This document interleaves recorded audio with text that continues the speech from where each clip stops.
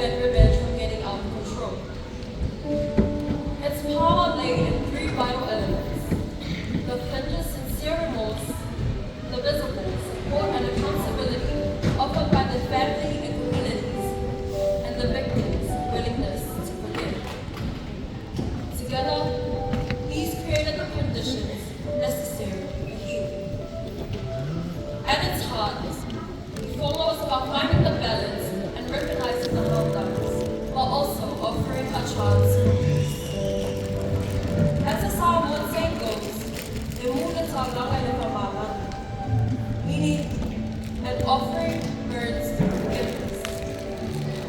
True justice and lasting peace were found in that forgiveness.